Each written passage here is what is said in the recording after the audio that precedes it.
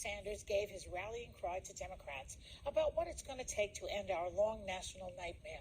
Take a look. To win this election and to defeat Donald Trump, which, by the way, in my view, is not going to be easy, we need to have a campaign of energy and excitement and of vision.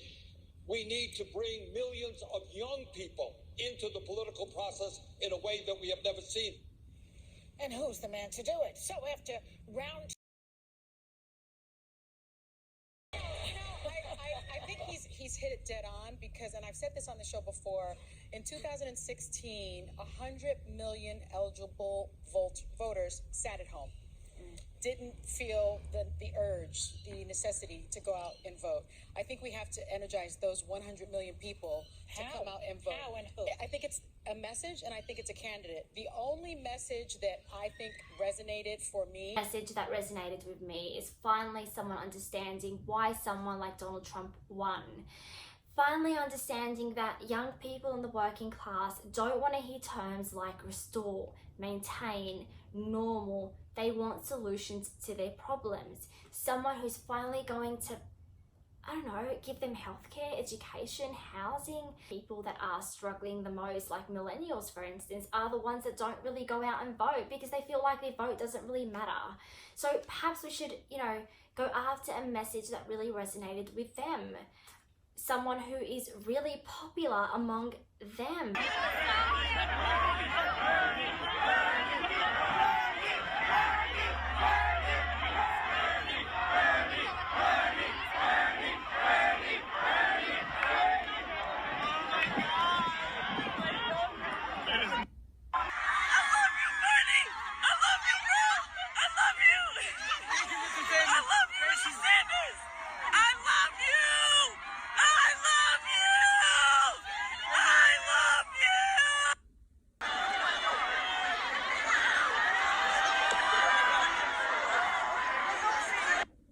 Finally, someone who's going to fight for equality of opportunity and understand that it can't go on like this. A minority cannot continue to hoard all the wealth, resources, connections, opportunity, and then they look us in the eye and tell us it's because of their work ethic. It's not true. It's simply not true. They are not self-made, majority of them.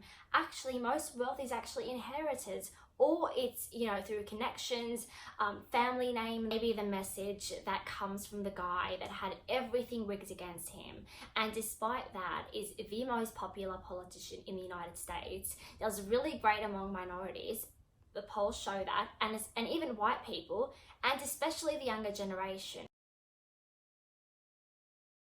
Maybe the message that most Democrats are pretending to run on. I think resonated for me was Joe Biden's message, the message that he sort of launched his campaign with, which is we are fighting for the soul of this country. We are fighting for the soul of this nation. He said it when he launched his campaign. He said it during the debates. And I think it's really clear. Do you continue to support a president who is a racist, who is a misogynist, who separates families, who is a pathological liar, who puts children in cages, making money on the presidency? who makes money on the presidency? And is that the America you want? Or do you want the true promise of America, which is a diverse country, where we embrace promise, where we embrace immigrants, where we embrace all people? There'll be times in my long lifetime. By the way, maybe you should open for some of these candidates. That's a pretty good stump speech right there. Thank you very much, Meg. Just saying. That sounds like a Democratic. In all of the years that I've been voting, the only two candidates have got me excited like that were Obama and John Kennedy. Yeah.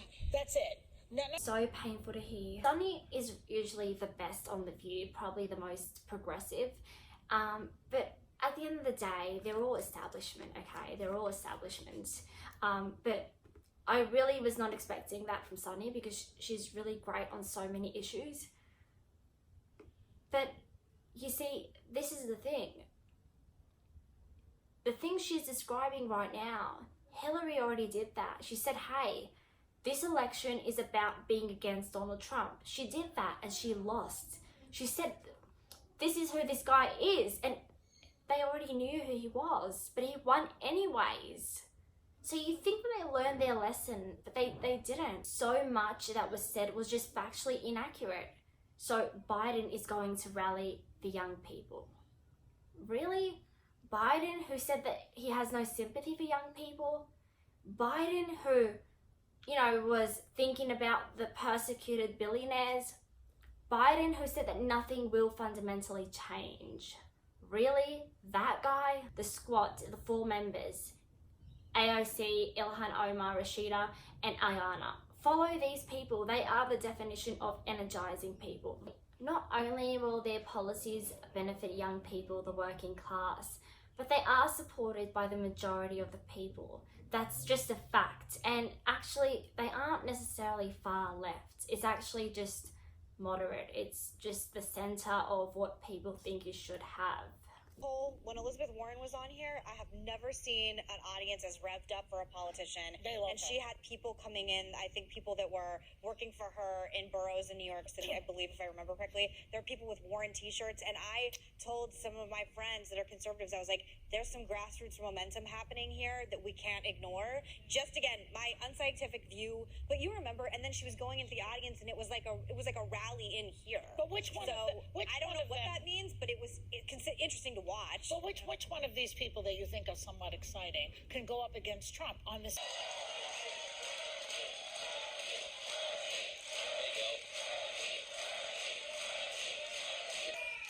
Did you, they still love you.